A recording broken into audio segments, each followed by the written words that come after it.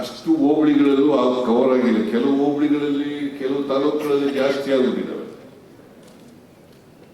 ಒಂದು ಶಾಲೆಗಿಂತ ಜಾಸ್ತಿ ಆಗೋಗಿದ್ದಾವೆ. ಆದರೆ ಸಮಾನವಾಗಿ ಹಂಚಿಕೆ ಆಗಿಲ್ಲ, ಎಲ್ಲ ಹೋಬಳಿಗಳಲ್ಲೂ ಕೂಡ ಆಗಿಲ್ಲ. ಹಾಗಾಗಿ ಎಲ್ಲ ಹೋಬಳಿಗಳಲ್ಲೂ ಕೂಡ ಒಂದು ಇರಲೇಬೇಕು, ಇರೋವನ್ನ ಕಿತ್ಕೊಡೋದು ಬೇಡ. ಎಲ್ಲ ಹೋಬಳಿಗಳಲ್ಲೂ ಕೂಡ ಒಂದು ಶಾಲೆ ಇರಲೇಬೇಕು, ರೆಸಿಡೆನ್ಸಿಯಲ್ ಶಾಲೆ ಇರಲೇಬೇಕು ಅಂತೇಳಿ ಈ ವರ್ಷ 20 ರೆಸಿಡೆನ್ಸಿಯಲ್ ಶಾಲೆಗಳನ್ನ ಪ್ರಾರಂಭ ಮಾಡಲಿಕ್ಕೆ ಅನುಮತಿಯನ್ನು ಕೊಟ್ಟಿದ್ದೇವೆ. ಮುಂದಿನ ವರ್ಷ ಇನ್ನೂ ಜಾಸ್ತಿ ಕೊಡ್ತೀವಿ.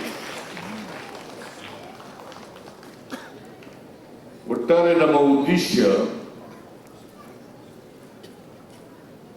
ಪ್ರತಿ ಹೋಬಳಿ ಮಟ್ಟದಲ್ಲಿ ಒಂದು ರೆಸಿಡೆನ್ಸ್ ಶಾಲೆ ಇರಲೇಬೇಕು.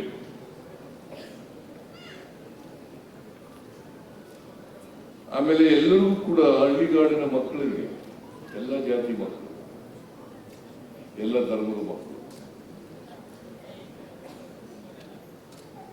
ಎಲ್ರಿಗೂ ಕ್ವಾಲಿಟಿ ಎಜುಕೇಶನ್ ಸಿಕ್ಕಬೇಕು. ಅಂದ್ರೆ ಗುಣಮಟ್ಟದ ಶಿಕ್ಷಣ ಸಿಕ್ಕಬೇಕು.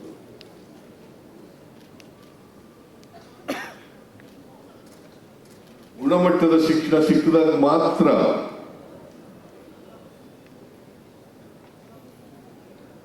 ಗುಣಮಟ್ಟ ಅಂತಂದ್ರೆ ವೈಚಾರಿಕತೆಯಿಂದ ಕೂಡಿರ್ತಕ್ಕಂಥ ಶಿಕ್ಷಣ ಸಿಗ್ತದೆ. ವೈಜ್ಞಾನಿಕತೆಯಿಂದ ಕೂಡಿರ್ತಕ್ಕಂಥ ಶಿಕ್ಷಣ ಸಿಗ್ತದೆ. ಹುಟ್ಟುತ್ತಾ ಯಾರು ದಡ್ಡರಲ್ಲ, ಅಂದ್ರೆ ಅವಕಾಶಗಳು ಸಿಕ್ಕಿರ್ಲಿಲ್ಲ ಅಷ್ಟೇ. ಈಗ ಹಳ್ಳಿಗಾಡಿನ ಮಕ್ಕಳಿಗೆ, ದಲಿತರ ಮಕ್ಕಳಿಗೆ, ಹಿಂದುಳಿದವ್ರ ಮಕ್ಕಳಿಗೆ, ಅಲ್ಪಸಂಖ್ಯಾತರ ಮಕ್ಕಳಿಗೆ ಅವಕಾಶಗಳು ಸಿಗ್ತದಿಲ್ಲ. ಸಂವಿಧಾನ ಬರಕ್ಕೆ ಮುಂಚಿತವಾಗಿ ಶಿಕ್ಷಣ ಕಡ್ಡಾಯ ಇರಲಿಲ್ಲ. 1950ನೇ ಇಸ್ವಿ ಜನವರಿ 26ನೇ ತಾರೀಕು ಸಂವಿಧಾನ ಜಾರಿಗೆ ಬಂತು. ಅದಕ್ಕೆ ಮೊದಲು ಶಿಕ್ಷಣ ಕಡ್ಡಾಯ ಇರಲಿಲ್ಲ. ಬಾಬಾ ಸಾಹೇಬ್ ಅಂಬೇಡ್ಕರ್ ಅವರು ಈ ದೇಶಕ್ಕೆ ಒಂದು ಸಂವಿಧಾನ ಕೊಟ್ಟ ಮೇಲೆ ಶಿಕ್ಷಣ ಕಡ್ಡಾಯ. ದಲಿತರ ಮಕ್ಕಳು ಓದಬೇಕು, ಹಿಂದುಳಿದವ್ರ ಮಕ್ಕಳು ಓದಬೇಕು, ಅಲ್ಪಸಂಖ್ಯಾತರ ಮಕ್ಕಳು ಓದಬೇಕು, ಮುಂದುವರೆದವ್ರ ಮಕ್ಕಳು ಓದಬೇಕು, ಬಡವ್ರ ಮಕ್ಕಳು ಓದಬೇಕು. ನಮ್ಮ ಚತುರ್ವರ್ಣ ಜಾತಿ ವ್ಯವಸ್ಥೆಯಲ್ಲಿ ಯಾವ ತರ ಇತ್ತಪ್ಪ ಅಂತಂದ್ರೆ, ಶೂದ್ರರ ಮಕ್ಕಳಿಗೆ ಓದ್ತಕ್ಕಂಥ ಅವಕಾಶಗಳು ಇರಲಿಲ್ಲ.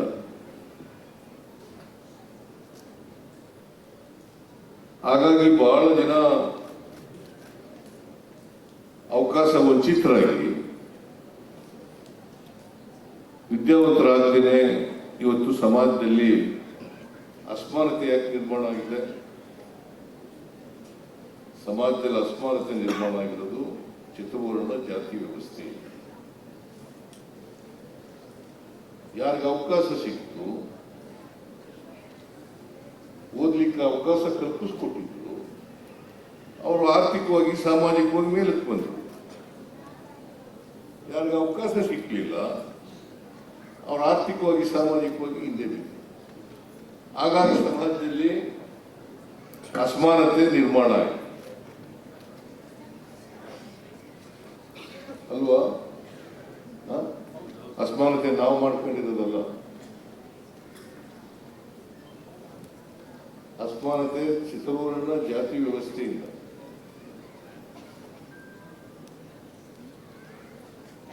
ಈಗ ನನಗೆ ಶಿಕ್ಷಣ ಸಿಕ್ಕಿದ್ರಿಂದ ನಾನು ಮುಖ್ಯಮಂತ್ರಿ ಆಗಲಿಕ್ಕೆ ಅವಕಾಶ. ಶಿಕ್ಷಣ ಸಿಕ್ಕಿದ್ರೆ ಇದ್ರೆ ನಾನು ಮುಖ್ಯಮಂತ್ರಿನೂ ಹಾಕಿರ್ಲಿಲ್ಲ, ವ್ಯವಸಾಯ ಮಾಡಿಕೊಂಡು ಊರ್ಲಿರ್ಬೇಕಾದಂತ ಪರಿಸ್ಥಿತಿ ಇರ್ತಿತ್ತು. ನಮ್ಮಪ್ಪ ಎಂತ ಎಡವಟ್ಟು ಮಾಡ್ಬಿಟ್ಟಿದ್ದ ಅಂತಂದ್ರೆ, ನನಗೆ ವೀರ್ ಮಕ್ಕಳು ಕುಣಿತ ಕಲೀಲಿಕ್ಕೆ ಸೇರಿಸ್ಬಿಟ್ಟಿದ್ದಾರೆ. ಅದೃಷ್ಟವಶ ಆ ವೀರ್ ಮಕ್ಕಳ ಕುರಿತ ಕಲಿಸ್ಕೊಟ್ಟಿದ್ದವನು ವಿದ್ಯಾವಂತ ಆಯ್ತ, ವಿದ್ಯೆ ಇತ್ತು ಅವನಿಗೆ. ಅವನು ನಮಗೆ ಮರಳಿನಲ್ಲಿ ಅಕ್ಷರ ಕಲಿಸ್ಕೊಟ್ಟ. ಮರಳಿನ ಮೇಲೆ ಸ್ಲೇಟ್ನಲ್ಲೂ ಅಲ್ಲ, ಬಳಪನಲ್ಲೂ ಬರೆಯಂಗಿಲ್ಲ, ಮರಳಿನಲ್ಲಿ ಅಕ್ಷರ ಕಲಿಸ್ಕೊಟ್ಟ, ಕಾಗಂತ ಕಲಿಸ್ಕೊಟ್ಟ, ಮಗ್ಗಿ ಕಲಿಸ್ಕೊಟ್ಟ, ಆಮೇಲೆ ಕೂಡೋದು, ಕಳಿಯೋದು, ಉಣಿಸೋದು, ಬಾಗಿಸೋದು ಇವೆಲ್ಲ ಕಲಿಸ್ಕೊಟ್ಟ. ಹಂಗಾಗಿ ನಾನು 4ನೇ ತರಗತಿಗೆ ಓದೋಷ್ಟು ಎಷ್ಟು ಬೇಕು ವಿದ್ಯೆ ಬೇಕು ಅಷ್ಟೆಲ್ಲ ಕಲ್ತ್ಕೊಂಡ್ಬಿಟ್ಟಿದೆ. ನಮ್ಮೂರಿಗೆ ನಾನು ಅವನು ಏನ್ ಮಾಡ್ದ, ನಂಜೇಗೌಡ ಅಂತ ನಮಗೆ ವೀರ್ ಮಕ್ಕಳು ಕುಂತ ಕಲಿಸ್ತಾ ಇದ್ದ. ನನಗೆ ನಮ್ಮ ಒಂದು 25 ಹುಡುಗರಿಗೆ ಕಲಿಸ್ಕೊಡ್ತಾ ಇದ್ದ. ಅವನು 2 ವರ್ಷ ಆದ್ಮೇಲೆ ಬಿಟ್ಬಿಟ್ಟ. ನಮ್ಮೂರಿನ ಯಜಮಾನರಿಗೂ ಅವ್ರಿಗೂ ಏನೋ ಡಿಫ್ರೆನ್ಸ್ ಬಂತು, ಬಿಟ್ಬಿಟ್ಟ. ಮುಂದೆ ಕಲಿಸ್ಲಿಲ್ಲ. ಆಮೇಲೆ ನಾನು 1 ವರ್ಷ MA ಕಾಯ್ಕೊಂಡಿದ್ದೆ. ನಮ್ಮೂರಿಗೊಬ್ಬ ರಾಜಪ್ಪ ಅಂತ ಮೇಷ್ಟ್ರು ಬಂದರು, ಹೆಡ್ ಮಾಸ್ಟರ್. ಅವನು ಪಾಪ ಮೇಷ್ಟ್ರು ಹೆಂಗ್ ಮಾಡ್ತಿದ್ರು ಅಂತಂದ್ರೆ, ಪ್ರತಿ ಮನೆಗೂ ಹೋಗೋದು, ಯಾರು ಡ್ರಾಪ್ ಔಟ್ ಆಗಿದ್ದಾರೆ, ಯಾರು ಶಾಲೆಗೆ ಸೇರ್ಕೊಂಡೇ ಇಲ್ಲ ಅವ್ರನ್ನೆಲ್ಲ ಶಾಲೆಗೆ ಸೇರಿಸೋದು, ಡ್ರಾಪ್ ಔಟ್ ಆಗಿರೋರು ಶಾಲೆಗೆ ಸೇರಿಸೋದು, ಇವೆಲ್ಲ ಮಾಡ್ತಾ ಇದ್ರು. ಆಮೇಲೆ ನಮ್ಮನೇಲೂ ಬಂದು ಕೇಳಿದ್ರು, ಹುಡುಗ ಯಾಕೆ, ನಾನು 9-10 ವರ್ಷ ಇರ್ಬೇಕಲ್ಲ, ಶಾಲೆಗೆ ಸೇರಿಲ್ವಾ ಅಂತ. ಇಲ್ಲ, ಶಾಲೆಗೆ ಸೇರಿಲ್ಲ, ವೀರ್ ಮಕ್ಕಳು ಕುಂತ ಮತ್ತು ಅವನಿಗೆ ಕನ್ನಡ ಓದೋದು ಬರೆಯೋದೆಲ್ಲ ಬರ್ತದೆ, ಲೆಕ್ಕ ಮಾಡೋದೆಲ್ಲ ಬರ್ತದೆ, ಲೆಕ್ಕ ಎಲ್ಲ ಗೊತ್ತಿದೆ ಅಂತ ಹೇಳೋದು ನಮ್ಮಪ್ಪ. ಆಮೇಲೆ ಆ ಮೇಷ್ಟ್ರು, ನಾವು ವೀರ್ ಮಕ್ಕಳು ಕುಣಿತಿದ್ದ ಮಕ್ಕಳಲ್ಲಿ ನನಗೆ, ಮೆಣಸೇಗೌಡ ಅಂತ ಒಬ್ಬ, ಮರಲಿಂಗಯ್ಯ, ನಾವು 3 ದಿನಕ್ಕೂ 5ನೇ ತರಗತಿ ನೇರವಾಗಿ ಸೇರಿಸ್ತೀವಿ.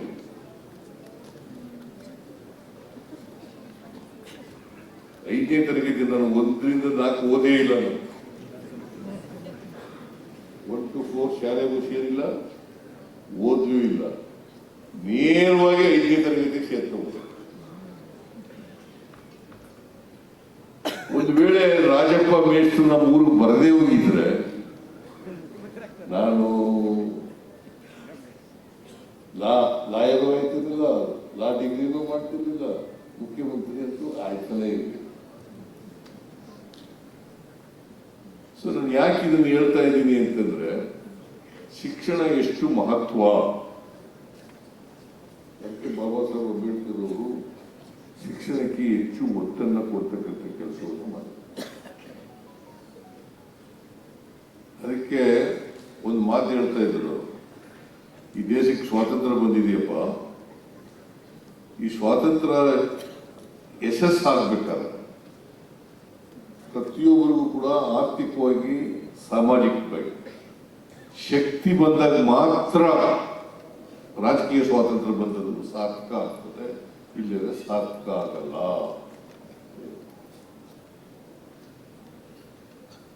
ಇದು ನಾನು ಹೇಳಿದ್ದಲ್ಲ, ಬಾಬಾ ಸಾಹೇಬ್ ಅಂಬೇಡ್ಕರ್ ಅವರು.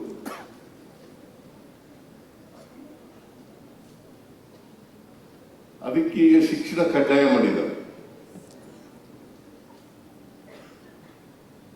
ಆಮೇಲೆ ಈಗ ಆರ್ಟಿಕಲ್ ಫಂಡಮೆಂಟಲ್, ಇದನ್ನ ಫಂಡಮೆಂಟಲ್ ರೈಟ್ ಆಗಿರಲಿಲ್ಲ ಶಿಕ್ಷಣ, ಡೈರೆಕ್ಟಿವ್ ಪ್ರಿನ್ಸಿಪಲ್ಸ್ ನಲ್ಲಿ ಇತ್ತು. ಅದನ್ನ ಫಂಡಮೆಂಟಲ್ ರೈಟ್ಸ್ ಆಗಿ ಸಂವಿಧಾನ ತಿದ್ದುಪಡಿ ಮಾಡಿ ಇದು ಫಂಡಮೆಂಟಲ್ ರೈಟ್ ಆಗಿದೆ. Education is a fundamental right for everybody.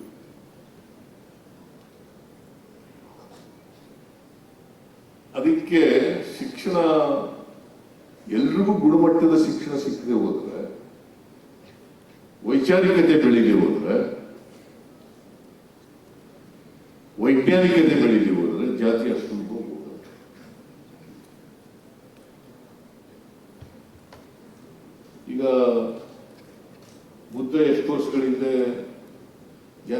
ಸಮಾಜ ಆಗಬೇಕು ಅಂತ ಹೇಳಿದ್ದು 2,500 ವರ್ಷಗಳ ಹಿಂದೆ.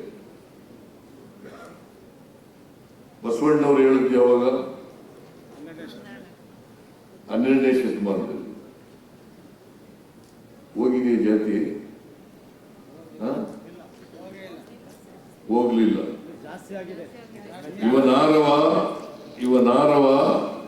ಇವನಾರವ ಎಂದೆನಿಸದಿರಯ್ಯ, ಇವ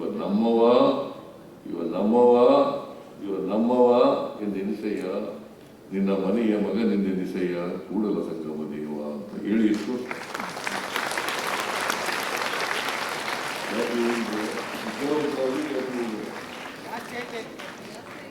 ಬಹಳ ಜನ ವಿದ್ಯಾವಂತರಾಗಿರ್ತಾರೆ, ಬಹಳ ಜನ ಬಸವಣ್ಣನ ಪೂಜೆ ಮಾಡ್ತಾರೆ. ಆದ್ರೆ ಇವನಾರವ ಅನ್ನೋದು ಬಿಟ್ಟೇ ಇಲ್ಲ. ಇನ್ನ ಇವ ನಮ್ಮವ ಅನ್ನೋದು ಬಂದೇ ಇಲ್ಲ. ಅದಕ್ಕೆ ವೈಚಾರಿಕತೆ, ವೈಜ್ಞಾನಿಕತೆ ಶಿಕ್ಷಣದಲ್ಲಿ ಇರಬೇಕು. ಮತ್ತೆ ಆರ್ಥಿಕ ಶಕ್ತಿ ಬೆಳೆಯಬೇಕು. ಜಾತಿ ಹೋಗಿ ಎಲ್ಲರೂ ಕೂಡ ಸಮಾನವಾಗಿ ಬದುಕ್ತಕ್ಕಂಥ ಸಮಾಜ ನಿರ್ಮಾಣ ಆಗ್ಬೇಕಾದ್ರೆ ಸುಮ್ಮನೆ ಆಗ್ತದ? ಆಗೋದಿಲ್ಲ. ಗುಣಮಟ್ಟದ ಶಿಕ್ಷಣ ಸಿಗಬೇಕು, ಕ್ವಾಲಿಟಿ ಎಜುಕೇಶನ್ ಸಿಗಬೇಕು, ವೈಚಾರಿಕತೆ. ನಾನು ಎಲ್ಲ ರೆಸಿಡೆನ್ಸಿಯಲ್ ಶಾಲೆ ನಡೆಸ್ತಕ್ಕಂಥ ಮೇಷ್ಟ್ರುಗಳಿದ್ದಾರಲ್ಲ, ಸ್ವಲ್ಪ ಇದ್ರ ಜೊತೆಗೆ ಜಾತಿ ಹೋಗೋ ರೀತಿಯಲ್ಲೂ ಕೂಡ ವೈಚಾರಿಕತೆ ಬೆಳೆಸ್ತಕ್ಕಂಥದ್ದು ಬಹಳ ಒಳ್ಳೆಯದು, ವೈಜ್ಞಾನಿಕತೆ ಬೆಳೆಸ್ತಕ್ಕಂಥದ್ದು ಒಳ್ಳೆಯದು. ಇಲ್ಲದೆ ಹೋದರೆ ಶಿಕ್ಷಣ ಆಗಿರ್ತದೆ, ಆದರೆ ನಾವು ಜಾತಿ ಬಿಟ್ಟು ಈಚೆಗೆ ಬರಲ್ಲ, ಧರ್ಮ ಬಿಟ್ಟು ಮತ ಬಿಟ್ಟು ಈಚೆಗೆ ಬರಲ್ಲ.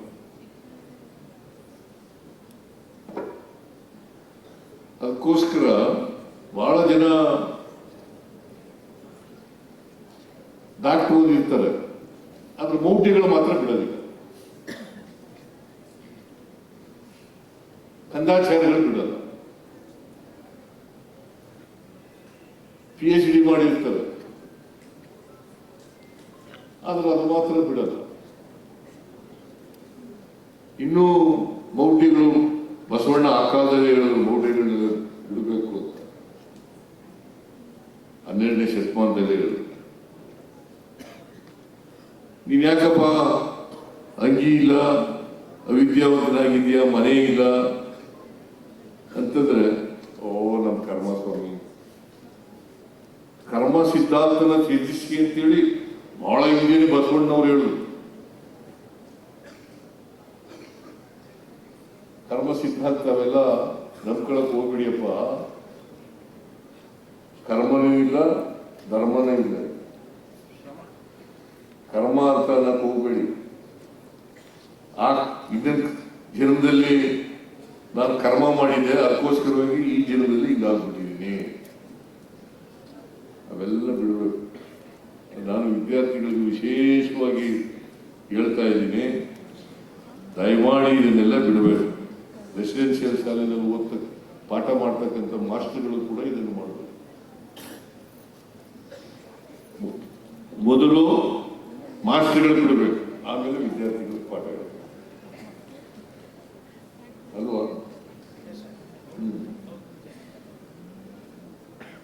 ಬಹಳ ಸಂತೋಷ ಏನಪ್ಪಾ ಅಂತಂದ್ರೆ, ಇವತ್ತು ಖಾಸಗಿ ಶಾಲೆಗಳ ವ್ಯಾಮೋಹ ಹೆಚ್ಚಾಗ್ತಾ ಇರ್ತಕ್ಕಂಥ ಈ ಸಂದರ್ಭದಲ್ಲಿ ಸರ್ಕಾರಿ ಶಾಲೆಯಲ್ಲಿ ಓದಂತ ಒಬ್ಬ ಹೆಣ್ಣು ಮಗಳು ಅಂಕಿತ ಅಂತ ಬಾಗಲಕೋಟೆ ಜಿಲ್ಲೆ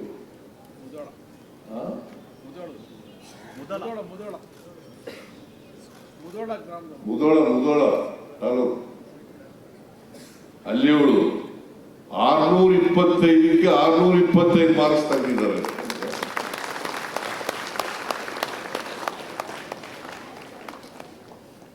ನನಗಾದಂತ ಸಂತೋಷ ಇದೆಯಲ್ಲ, ಭಾರಿ ಸಂತೋಷ ಆಗೋಯ್ತು ನನಗೆ. ಸರ್ಕಾರಿ ಶಾಲೆಯಲ್ಲಿ ಫಸ್ಟ್ ರ್ಯಾಂಕ್ ಬರ್ತಕ್ಕಂಥ SSLC ನಲ್ಲಿ ಫಸ್ಟ್ ರ್ಯಾಂಕ್. ಆಮೇಲೆ ಎಲ್ಲ ರೆಸಿಡೆನ್ಷಿಯಲ್ ಶಾಲೆಗಳಲ್ಲಿ 96% ಪಾಸ್ ಆಗಿದ್ದಾರೆ. 96%. ಮೂರನೇವರು 626, 623 ಮೂರನೇ ರ್ಯಾಂಕ್. ನಾಲ್ಕನೇ ರ್ಯಾಂಕು 622, ಐದನೇ ರ್ಯಾಂಕು 621. ನೋಡಿ ಎಷ್ಟು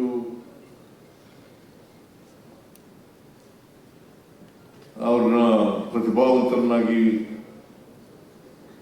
ಮಾಡಲಿಕ್ಕೆ ಪ್ರಯತ್ನ ಮಾಡಿದ್ದಾರೆ. ಅದಕ್ಕೋಸ್ಕರ ಅವರೆಲ್ಲರಿಗೂ ಅಭಿನಂದನೆಗಳು.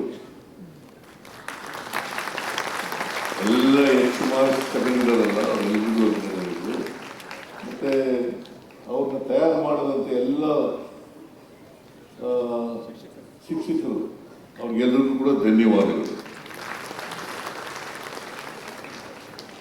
ಒಂದು ಗಮನದಲ್ಲಿಟ್ಟುಕೊಳ್ಳಿ, ಕ್ವಾಲಿಟಿ ಎಜುಕೇಶನ್ ಅಂತಂದ್ರೆ, ಗುಣಮಟ್ಟದ ಶಿಕ್ಷಣ ಅಂತಂದ್ರೆ ಬರೀ ಮಾರ್ಕ್ಸ್ ತಗೊಳ್ಳೋದಷ್ಟೇ ಅಲ್ಲ. ಮಾರ್ಕ್ಸ್ ಜೊತೆಗೆ ವೈಜ್ಞಾನಿಕತೆ ಮತ್ತು ವೈಚಾರಿಕತೆ ಬೆಳೆಸಬೇಕು. ಅದಕ್ಕೆ ಹೆಚ್ಚು ಶ್ರಮ ಪಡ್ತಕ್ಕಂಥ ಕೆಲಸವನ್ನು ಮಾಡಬೇಕು. ಯಾಕಂತಂದ್ರೆ ಮಕ್ಕಳಿಗೆ ಗೊತ್ತಿರೋದಿಲ್ಲ, ಜಾತಿನೂ ಗೊತ್ತಿರಲ್ಲ, ಧರ್ಮನೂ ಗೊತ್ತಿರಲ್ಲ. ನಾವೇ ಅವರಿಗೆ ಜಾತಿ ಮತ ಎಲ್ಲ ಹೇಳ್ಕೊಟ್ಬಿಡ್ತೀವಿ. ಆಮೇಲೆ ನಾವು ರಾಜಕೀಯದಲ್ಲಿ ನಾವು ನೋಡ್ತಾ ಇರ್ತೀವಲ್ಲ,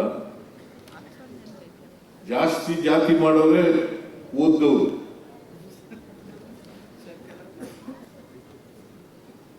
ಅಲ್ವಾ? ಜಾಸ್ತಿ ಜಾತಿ ಮಾತಾಡಿದ್ರೆ ಓದ್ದವರು. ಮತ್ತೆ ಏನು ಓದಿ ಏನು ಪ್ರಯೋಜನ ಆಗುತ್ತೆ? ಶಿಕ್ಷಣ ಸಿಕ್ಕಿ, ಶಿಕ್ಷಣ ಜ್ಞಾನ ವಿಕಾಸ, ಜ್ಞಾನ ವಿಕಾಸ ಆಗ್ಬೇಕಲ್ಲ.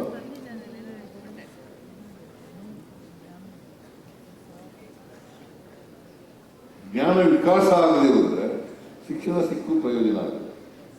ಬರೀ ಓದು ಬರೆಯೋದಕ್ಕಷ್ಟೇ ಶಿಕ್ಷಣ ಅಲ್ಲ.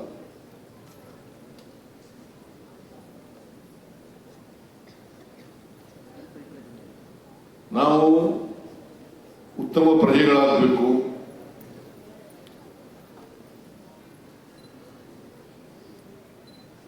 ನಮ್ಮ ಭವಿಷ್ಯ ರೂಪಿಸಬೇಕು. ಈ ನಾಡಿನ ಭವಿಷ್ಯ ರೂಪಿಸಬೇಕು. ಈ ದೇಶದ ಭವಿಷ್ಯ ರೂಪಿಸಬೇಕು. ಅದಕ್ಕೆ ಬಾಬಾ ಸಾಹೇಬ್ ಅಂಬೇಡ್ಕರ್ ಅವರು ಒಂದು ಮಾತೇನು ಹೇಳೋದು ಅಂತಂದ್ರೆ, ಯಾರಿಗೆ ಇತಿಹಾಸ ಗೊತ್ತಿರಲ್ಲ ಅವ್ರು ಯಾರು ಕೂಡ ಭವಿಷ್ಯ ರೂಪಿಸಲಿಕ್ಕೆ ಸಾಧ್ಯ ಇಲ್ಲ.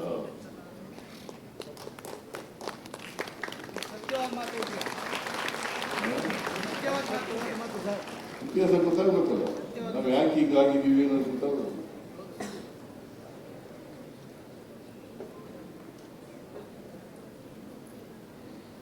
ಆ ಇತಿಹಾಸ ಗೊತ್ತಿಲ್ಲದೆ ಹೋದ್ರೆ ಭವಿಷ್ಯ ಯಾರು ರೂಪಿಸಕ್ಕಾಗಲ್ಲ.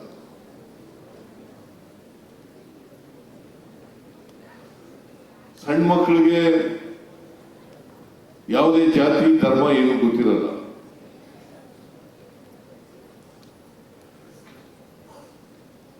ಅದಕ್ಕೆ ಕುವೆಂಪು ಒಂದ್ ಕಡೆ ಏನ್ ಹೇಳ್ತಾರೆ ಅಂತಂದ್ರೆ,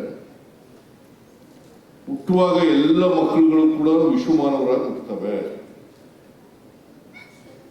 ಬೆಳೀತಾ ಬೆಳೀತಾ ಅಲ್ಪಮಾನವರಾಗುತ್ತವೆ.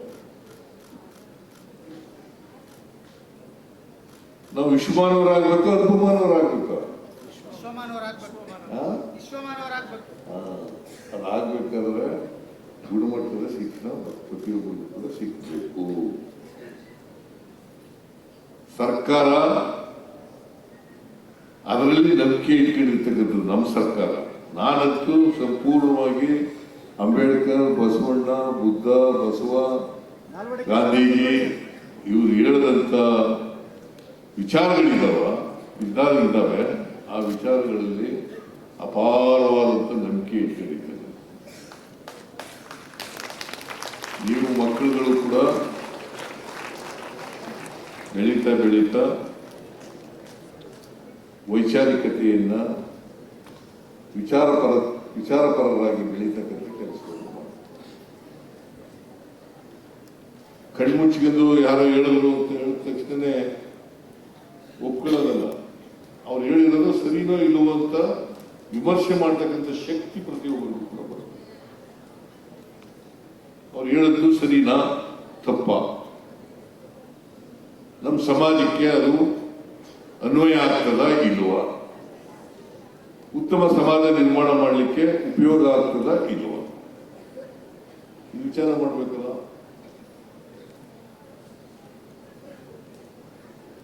ಇದನ್ನು ಮಾಡೋರು ಮಾತ್ರ ನಿಜವಾದಂಥ ಶಿಕ್ಷಣ ಅಂತ ಕರಿಬೇಕಾಗ್ತದೆ. ಅದರಿಂದ ನಾನು ಎಲ್ಲ ಮಕ್ಕಳುಗಳಿರೋದ್ರಿಂದ, ಇವೆಲ್ಲ ಸರ್ಕಾರಿ ಶಾಲೆಯಲ್ಲಿ ಓದೋದ್ರಿಂದ ಮುಂದೆ ಉತ್ತಮ ಪ್ರಜೆಗಳಾಗಿ ಬೆಳಿಬೇಕು ಅಂತಕ್ಕಂಥದ್ದು ನಮ್ಮ ಆಸೆ. ಉತ್ತಮ ಸಮಾಜ ನಿರ್ಮಾಣ ಆಗಬೇಕು, ಉತ್ತಮ ಪ್ರಜೆಗಳು. ದಾರಿ ತಪ್ಪಿಸ್ತಕ್ಕಂಥವ್ರು ಬಹಳ ಜನ ಇದ್ದಾರೆ. ದಾರಿ ತಪ್ಪಿಸ್ಬಿಡ್ತಾರೆ, ಹುಷಾರಾಗಿರ್ಬೇಕು. ಜಾತಿ ಮೇಲೆ, ಧರ್ಮದ ಮೇಲೆ ಅವ್ರದ್ದೇ ಆದಂಥ ಸ್ವಾರ್ಥ ವ್ಯಾಖ್ಯಾನ ಮಾಡಿ ಹಾಳು ಮಾಡಿಬಿಡ್ತಾರೆ. You must be very very careful.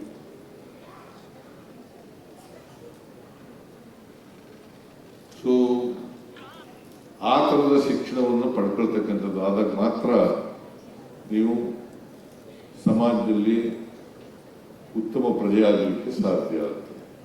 ಅದಕ್ಕೋಸ್ಕರ ಶಿಕ್ಷಣ ಇರಲೇಬೇಕು, ಆರ್ಥಿಕ ಶಕ್ತಿನೂ ಬೇಕು.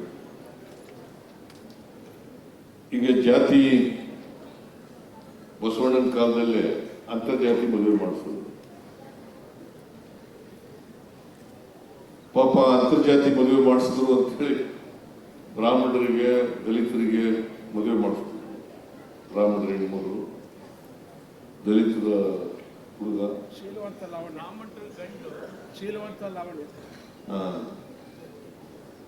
ಮದುವೆ ಮಾಡಿಸ್ಬಿಟ್ರು. ಅದರಿಂದ ಅವ್ರ ಕಷ್ಟನೂ ಅನುಭವಿಸ್ಬೇಕು.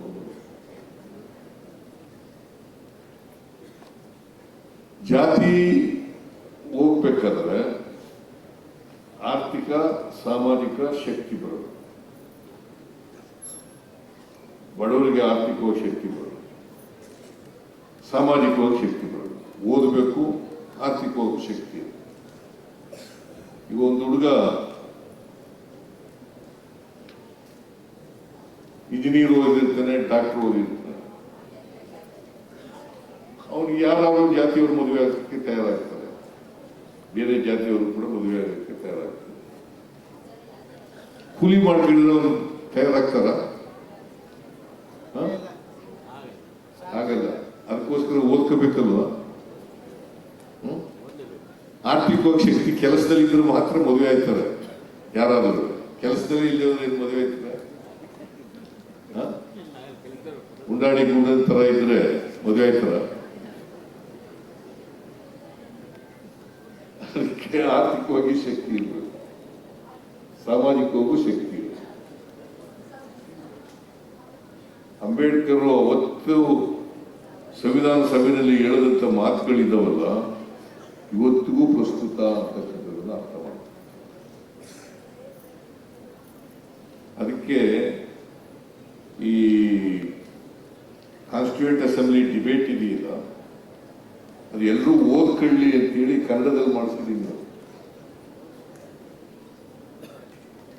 ಕಾನ್ಸ್ಟಿಟ್ಯೂಯೆಂಟ್ ಅಸೆಂಬ್ಲಿ ಡಿಬೇಟ್ನೆಲ್ಲ ಕನ್ನಡದಲ್ಲಿ ಮಾಡಿಸಿದ್ವಿ. 10 ಸಂಪುಟ ಇದ್ದಾವೆ.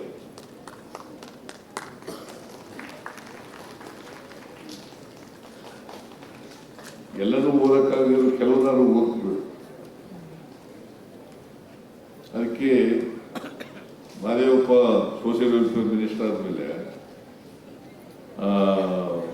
ಸಂವಿಧಾನದ ಪೀಠಿಕೆ, ಬಹಳ ಜನಕ್ಕೆ ಸಂವಿಧಾನ ಗೊತ್ತಿಲ್ಲ, ಪೀಠಿಕೆನೂ ಗೊತ್ತಿಲ್ಲ.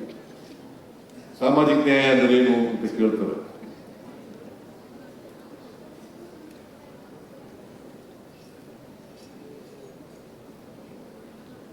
ಸಹಿಷ್ಣುತೆ ಅಂದ್ರೇನು ಅಂತ ಕೇಳ್ತಾರೆ.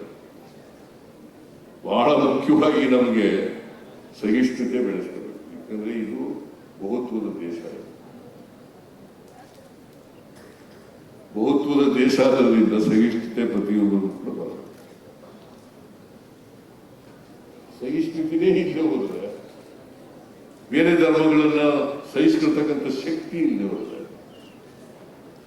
ನೀವು ಬಹುತ್ವ ಕಾಪಾಡೋದಕ್ಕೆ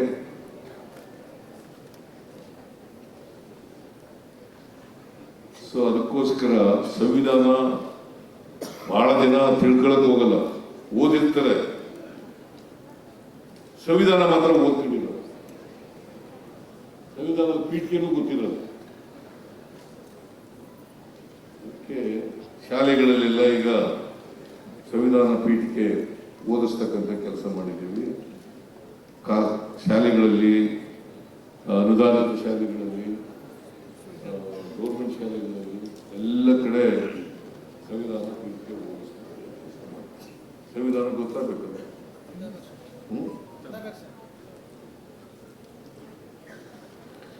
ಕನಿಷ್ಠ ಪಕ್ಷ ಸ್ವಾತಂತ್ರ್ಯ, ಸಮಾನತೆ, ಭ್ರಾತೃತ್ವ, ಸಹಿಷ್ಣುತೆ ಇಷ್ಟಾದ್ರೂ ತಿಳ್ಕೋಬೇಕಲ್ಲ.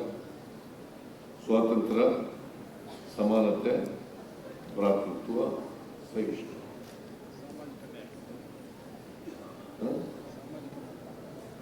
ಇದು ತಿಳ್ಕೊಂಡ್ರೆ ಸಂವಿಧಾನ ಅರ್ಥ ಆಗುತ್ತೆ ಅಲ್ವಾ?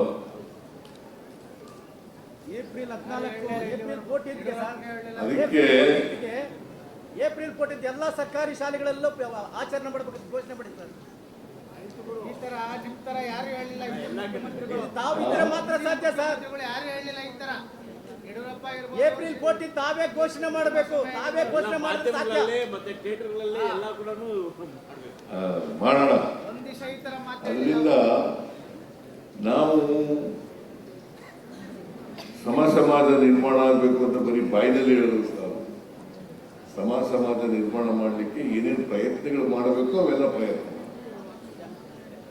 ಅಲ್ವಾ? ಜಾತ್ಯತೀತ ಸಮಾಜ ನಿರ್ಮಾಣ ಮಾಡಲಿಕ್ಕೆ ಏನೇನು ಮಾಡಬೇಕು ಅದು ಮಾಡಬೇಕು. ಬರೀ ಭಾಷಣ ಮಾಡ್ಕೊಂಡಿದ್ರೆ ಆಗಲ್ಲ. ಜಾತ್ಯತೀತ ರಾಷ್ಟ್ರ ನಿರ್ಮಾಣ ಆಗ್ಬೇಕು, ಸಮಾಜ ನಿರ್ಮಾಣ ಆಗ್ಬೇಕು, ಎಲ್ಲರಿಗೂ ಸಹಿಷ್ಣುತೆ ಬರಬೇಕು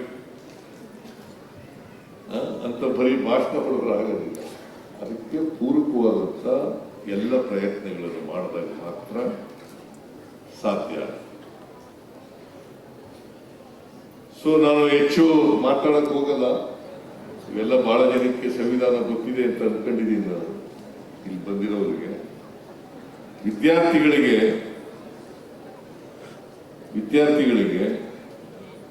ನಾವು ಸಮಾಜಮುಖಿಯಾಗಿರ್ಬೇಕು. ಸಮಾಜದ ಬಗ್ಗೆ ಯೋಚನೆ ಮಾಡ್ತಕ್ಕಂಥ ಶಕ್ತಿ ಬೆಳೆಸ್ಕೋಬೇಕು. ವೈಜ್ಞಾನಿಕತೆ ಬೆಳೆಸ್ಕೋಬೇಕು, ವೈಜ್ಞಾನಿಕ ಮನೋಭಾವ ಬೆಳೆಸ್ಕೋಬೇಕು, ವೈಚಾರಿಕತೆ ಬೆಳೆಸ್ಕೋಬೇಕು. ಅದನ್ನು ಬೆಳೆಸಿಕೊಂಡ್ರೆ ನೀವು ಉತ್ತಮ ಪ್ರಜೆಯಾಗಿ ರೂಪುಗೊಳ್ಳಲಿಕ್ಕೆ ಸಾಧ್ಯ. ಸಮಾಜದ ಸಮಸ್ಯೆಗಳನ್ನು ಬಗೆಹರಿಸಲಿಕ್ಕೆ ಸಾಧ್ಯ. ಮಾದೇವಪ್ಪ ಹೇಳ್ತಾ ಇದ್ರು, ಈಗ ವಿದ್ಯಾರ್ಥಿಗಳು PUC ನಲ್ಲಿ ಓದ್ತಕ್ಕಂಥವ್ರು 12,000 ವಿದ್ಯಾರ್ಥಿಗಳಿದ್ದಾರೆ. ಅದರಲ್ಲಿ 400 ಜನ ಮಾತ್ರ ಇಂಜಿನಿಯರ್ಗಳಾಗ್ತಾ ಇದ್ದಾರೆ. ಡಾಕ್ಟರ್ಗಳಾಗ್ತಾ ಇರೋದು ಈ ಗೌರ್ಮೆಂಟ್ ಶಾಲೆಗಳಲ್ಲಿ ಓದೋದು. 400 ಜನರು ಮಾತ್ರ ಇಂಜಿನಿಯರ್ಗಳಾಗ್ತಾ ಇದ್ದಾರೆ,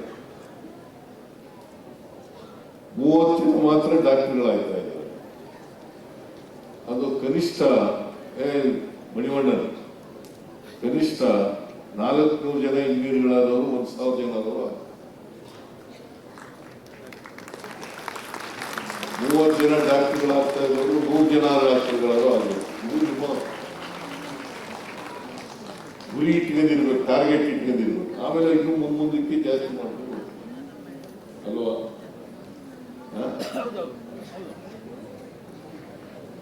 ಸೊ ಇದನ್ನು ಮಾಡಿದ್ರೆ ಇನ್ನು ಹೆಚ್ಚು ಗೌರ್ಮೆಂಟ್ ಶಾಲೆಗಳಿಗೆ ಈಗ 2 ಲಕ್ಷ ಚಿಲ್ಲರೆ ಎಲ್ಲ ರೆಸಿಡೆನ್ಸಿಯಲ್ ಶಾಲೆ ಓದ್ತಾ ಇರ್ತಕ್ಕಂಥ ಮಕ್ಕಳು 36,000 ಒಟ್ಟು ಎಲ್ಲ ರೆಸಿಡೆನ್ಸಿಯಲ್ 936 2.1 lakh 2.1 lakh students.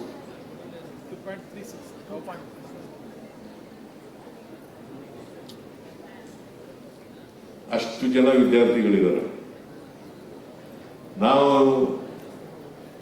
ಈ ಸಾರಿ 96% ಇದ್ದೀರಲ್ಲ, ಇಡೀ ರೆಸಿಡೆನ್ಸಿಯಲ್ ಶಾಲೆಯಲ್ಲಿ ಓದ್ತಕ್ಕಂಥವ್ರು 100% ಪಾಸ್ ಆಗಲಿ ಅಂತೇಳಿ ನಾನು ಈ ಸಂದರ್ಭದಲ್ಲಿ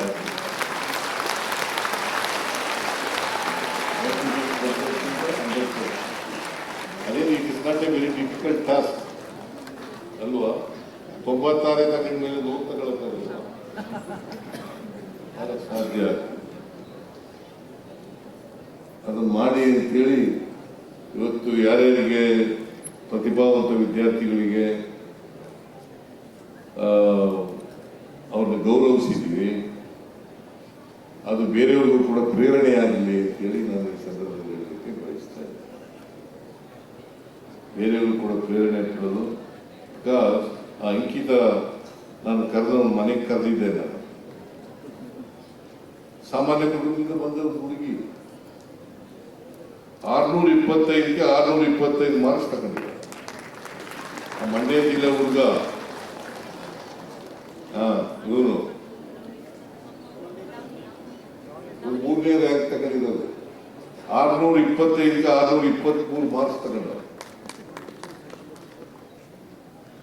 ಮಂಡ್ಯ ಜಿಲ್ಲೆ, ಅವಳು ಬಾಗಲಕೋಟೆ ಜಿಲ್ಲೆ. ಇವಳು ನೀ ಯಾವ ಜಿಲ್ಲೆ?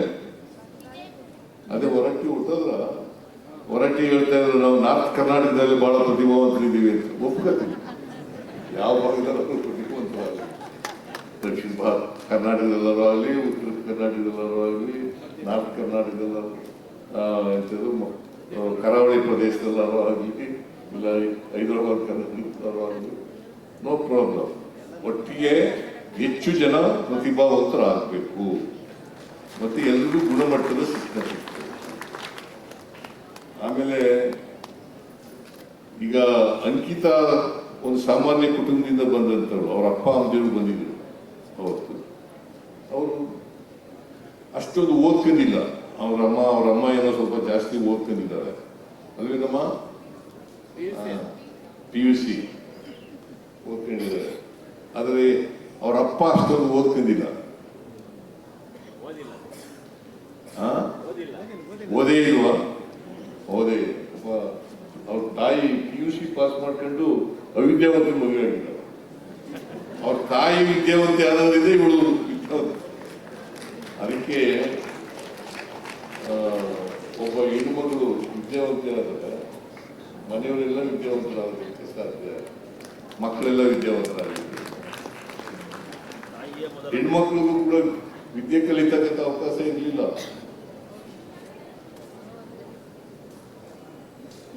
ಚತುರ್ವರ್ಣ ವ್ಯವಸ್ಥೆ ಮೇಲ್ಜಾತಿಯವರು ಇದ್ದಾರಲ್ಲ, ಅವರ ಹೆಣ್ಮಕ್ಳಿಗೂ ಕೂಡ ವಿದ್ಯೆ ಕಲಿತಕ್ಕಂಥ ಅವಕಾಶ ಇರಲಿಲ್ಲ.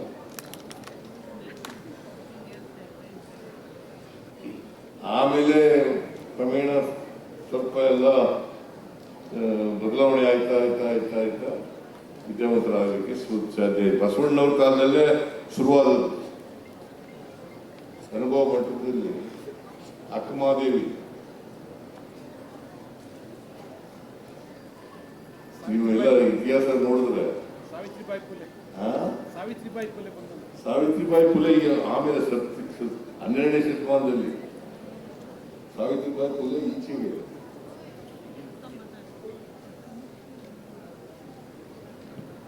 ಆ ಕಾಲದಲ್ಲಿ ಹೆಣ್ಮಕ್ಳಿಗೆ. ಅದಕ್ಕೆ ಇವರೇನು ಹೇಳ್ತಾ ಇದ್ರು, ಲೋಕಿ ಅವರು ಏನು ಹೇಳ್ತಾ ಇದ್ರು ಅಂತಂದ್ರೆ, ಯಾರು ಹಿಂದುಳಿದವರು ಅಂತ ಹೇಳ್ತೀವಲ್ಲ, ಹೆಣ್ಮಕ್ಳು ಕೂಡ ಹಿಂದುಳಿದವರೇ ಅಂತ ಹೇಳ್ತಾ ಇದ್ರು.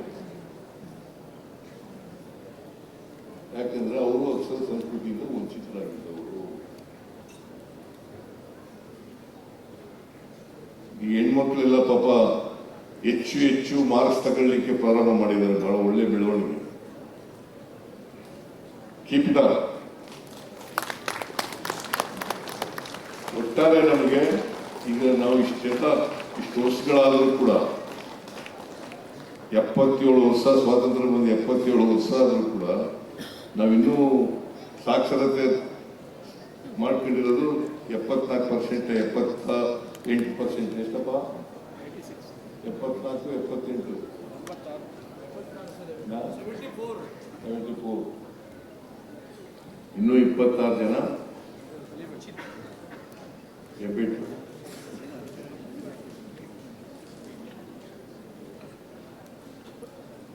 ಆಮೇಲೆ ಈ ಬಡವರಿಗೆ ಒಳ್ಳೆ ವಾತಾವರಣ ಇಲ್ಲ. ಈಗ ಶ್ರೀಮಂತರ ಮನೆಯಲ್ಲಿ ಇರ್ತಕ್ಕಂಥ ವಾತಾವರಣ, ನಾವು ಶನಿವಾರ ಭಾನುವಾರ ಬಂದ್ರೆ ಎಮ್ಮೆ ಮೇಯ್ಸಕ್ಕೆ ಕಳಿಸ್ಬಿಡ್ತಿದ್ವು ನಮ್ಮ ಮನೆಯಲ್ಲಿ. ನಿಮ್ಗೆ ಆ ಥರ ಇದ್ದಾಗಿಲ್ಲ ಅಂತ ಕಾಣಿಸುತ್ತೆ.